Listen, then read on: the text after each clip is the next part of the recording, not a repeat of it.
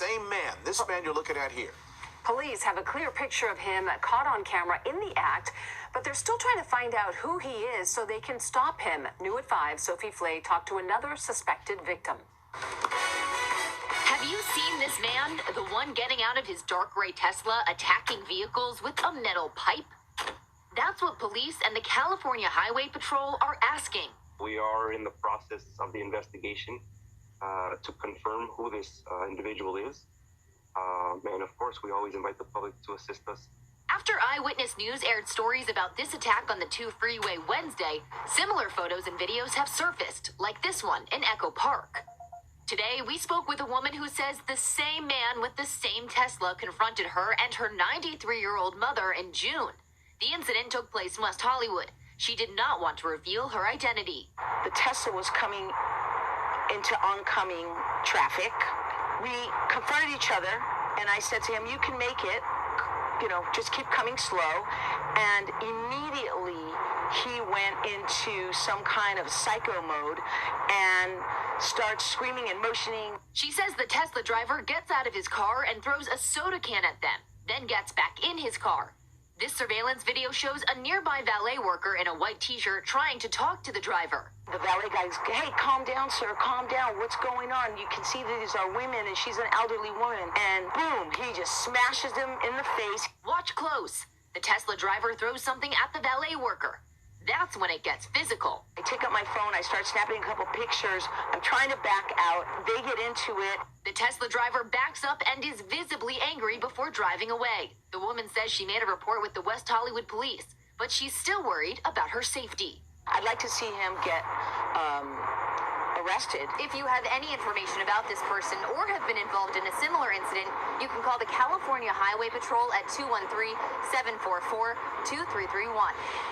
Hello, I'm Mark Brown. Get more great ABC7 content by clicking the subscribe button for our YouTube channel and download the ABC7 Los Angeles streaming app on Fire TV, Android TV, Apple TV, and Roku to watch on your TV.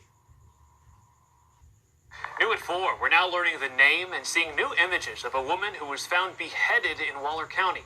Police say Jared James Dykes is now charged with murder after Angie Diaz was found decapitated in their home. Anayeli Reese is live in Waller County. Anayeli, such a disturbing story. What else are you learning? Well, family and friends identified the victim as 21-year-old Angie Diaz. They say she's from Nicaragua. She was here working 2 jobs, helping pay for her mother's cancer treatment back at home. Now her friends and family tell us they're heartbroken that she's gone. 21-year-old Angie Diaz was described as a happy young woman full of joy. Her co-workers say she was always smiling and a very hard worker. That is why when she didn't show up to work for her shift on Wednesday, they began to worry, and their suspicions weren't wrong. Waller County Sheriff's Office found her decapitated in her home. Portion of a body dismembered and a residence that was covered in blood.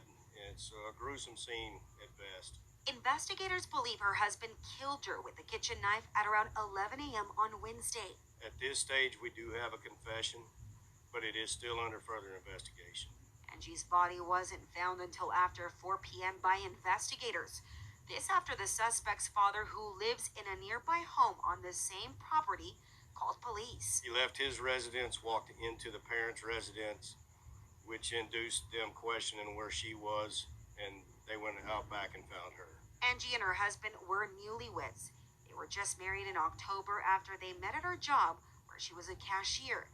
But since that wedding day, her friends knew something wasn't right. They say they could tell she was sad, but they never imagined it would end like this.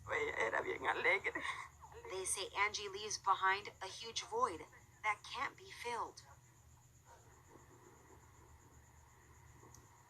Now, we know several calls were made to this home unrelated to the people involved in this case, but one call was made this week on Sunday, where the suspect in this case was taken to the hospital for medical treatment. Of course, their investigation still continues, and we will follow this and bring you guys the very latest. Reporting live, Anayeli Ruiz, KHOU 11 News.